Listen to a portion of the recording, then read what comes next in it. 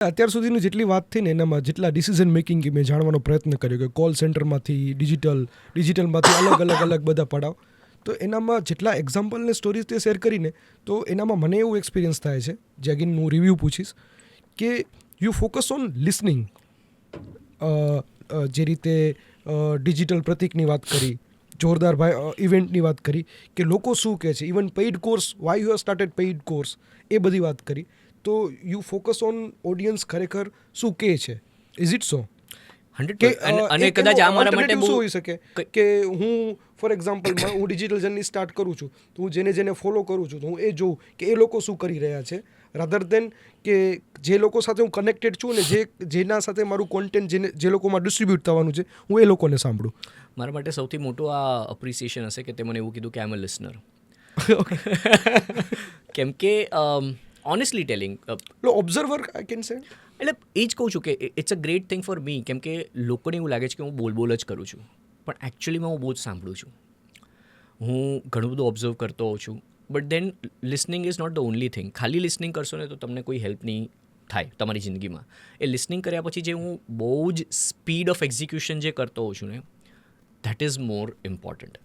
કે તમે લિસનિંગ તો કરતા જ છો, આપણને ખબર પડે કે આ સારું છે, આપણને ખબર પડે કે આ તમારી જિંદગીમાં કંઈક સારું થશે, આ સ્ટ્રેટેજી સારી છે, માર્કેટિંગ એક્ઝિક્યુશન, આઈડિયા આવ્યો. Ideas are shit, execution is the game. Right. Ideas તમને મલ્ટિપલ આવશે, પણ જો એક્ઝિક્યુટ નહીં કરો તો કોઈ કામનું નથી. તમને ખબર જ નહીં પડે કે તમારે આગળ એ સક્સેસ ગયું કે નહીં. તો હું હંમેશા પેલું જે 33 on 100ની વાત કરતો હોઉં છું, કે હું જિંદગીમાં ટ્રાય કરું કે આપણે 100 એક્ઝિક્યુશન એવા કરીએ કે એટલા ફાસ્ટ કરીએ ને કે એમાંથી 33 તો આપણા એક્ઝિક્યુશન સક્સેસફુલ જ છે. લોકોને 67 યાદ નહીં રહે, લોકોને પેલા 33 યાદ રહેશે કે આ જો આ હો આણે 100 કરોડ કમાયા, ઓહો આમણે પોડકાસ્ટ ચાલુ કરી નાખ્યું. રાઈટ. વર્સિસ કે હું 33 એવા સ્ટ્રોંગ ટ્રાય કરું ગોતવાના. હું એવો નથી. જેમ હું દર વખતે હું કહું છું, અક્ષય કુમાર, આમિર ખાન. તો આમિર ખાન એવા છે કે એ 33 પરફેક્ટ ગોતશે, એમાં ભલે ટાઈમ લાગે, અને એમાંથી 32માં એ જીતશે, કેમ કે એવા વ્યક્તિ છે, એમની પર્સનાલિટી એવી છે, સેલ્ફ અવેરનેસ છે એમને. અક્ષય કુમાર એવો છે, 100 કરો 33 ઉપર જીતો, બંને સક્સેસફુલ રહ્યા, બંને ઇક્વલી સક્સેસફુલ છે.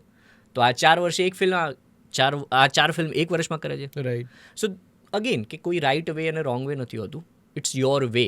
તો એવી જ રીતે મારો વે એવો છે મારી સ્ટ્રેન્થ્સ ઉપર કે હું એક્ઝિક્યુશન બહુ જ ફાસ્ટ કરું છું, કોઈ બી સ્ટ્રેટેજી હોય આ તે, વિધાઉટ વરિંગ અબાઉટ કે આ સક્સેસફુલ જશે કે લોસ. યસ, ડિફરન્સ બી છે કે રિસ્ક લેવું વર્સિસ કેલ્ક્યુલેટેડ રિસ્ક લેવું. તો પ્રાયોરિટી સેટ કરવી, અને કેલ્ક્યુલેટેડ રિસ્ક કે પ્રાયોરિટી બી તમારા એક્ઝિક્યુશન ઉપરથી જ આવશે. તમે જ્યારે મેચ્યોર 100 થશો. વસ્તુ કરવાનું વિચારે છે તો you have to set priority, right? તમને 100 એક સાથે ખબર ના હોય ને.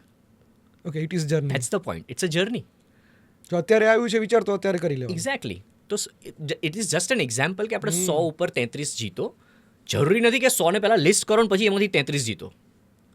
તો પાછું તમે એમાં જ મને બ્રેક થ્રુ લાગે છે, આ બ્રેક થ્રુ લાગે છે, હું શેર કરવાનું છું કે તમને જેટલું દેખાય છે એટલામાં જ તમારે ડિસિઝન લેવાનું છે. જો 2026ના કેટલા લોકોએ ગોલ બનાવ્યા હશે 31 ડિસેમ્બર ઉપર? મેં નથી બનાવ્યા. રાઈટ. મેં નથી બનાવ્યા, કેમ કે મને ખબર છે કે 2030માં હું શું કરતો હોઈશ. એક્ઝેક્ટ ડેટ ઉપર મને ખબર છે શું કરતો હોઈશ.